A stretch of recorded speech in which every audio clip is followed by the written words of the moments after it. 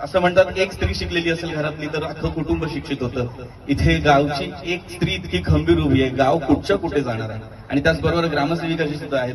तुम्ही एवढ्या बिनधास्तपणे हे काम करताय, इतकं चांगलं काम करताय.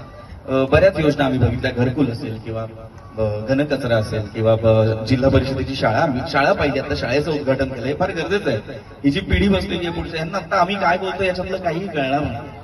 यांना आता माहित नाहीये की तुम्ही काय पद्धतीचं काम करताय, हे गाव त्यांच्यासाठी किती महत्वाचं आहे.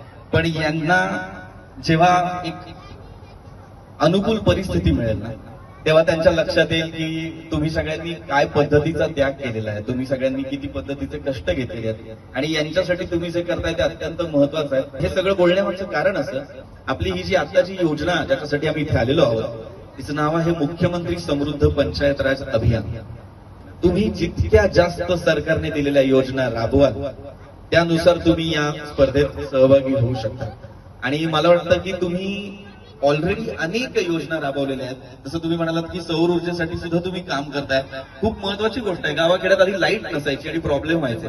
आता लाईट असली तरी प्रॉब्लेम होतात. त्यापेक्षा आपलं स्वतःचं एक योजलेलं बरं आहे. एक सौर ऊर्जा, आपला सूर्य रोज येतो, त्याचा काही प्रॉब्लेम नाही. त्याच्यासाठी काही कोणाकडे अर्ज द्यावे लागत नाही की आज सूर्याचं लोडशेडिंग आहे, आज सूर्य कट झालाय. ग्रहणाच्या दिवशी फक्त प्रॉब्लेम होतो, पण त्याचं काही टेन्शन नाही आपल्याला. तर अनेक योजना तुम्ही राबवताय आणि या योजनांमधूनच तुम्हाला खूप यश मिळणार आहे. या योजना राबवणं फार गरजेचं आहे आपल्या आजसाठी, आपल्या उद्यासाठी, येणाऱ्या भविष्यासाठी, या टिंग्यापिंग्यांसाठी, ही लहान लहान लेकरं जी बसली आहेत त्यांच्यासाठी या योजना राबवणं गरजेचं आहे. प्रत्येकाला स्वतःचं घर, हक्काचं पाणी मिळणं गरजेचं आहे आणि ते मिळण्यासाठीच हे प्रयत्न केले गेलेत. तुम्हा सगळ्यांना पुन्हा एकदा शुभेच्छा देतो की तुम्ही इतकं उत्तम काम करताय. या ग्रामपंचायतीच्या सरपंच आणि ग्रामसेविका यांचे आभार मानतो की तुम्ही सुद्धा फार उत्तम काम करताय. आणि त्याचबरोबर इथे जे सगळी मंडळी बसलेली आहेत, तुम्हा सगळ्यांचेही आभार की तुम्ही यांच्या पाठीशी उभे आहात आणि तुम्ही सगळे त्यांना पुढे जाण्यासाठी मदत करताय, प्रयत्न करताय.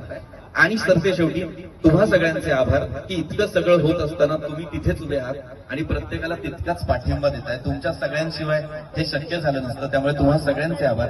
इतकं बोलून माझे 2 शब्द संपवतो. धन्यवाद. सरल चिंता सुटल गुंता.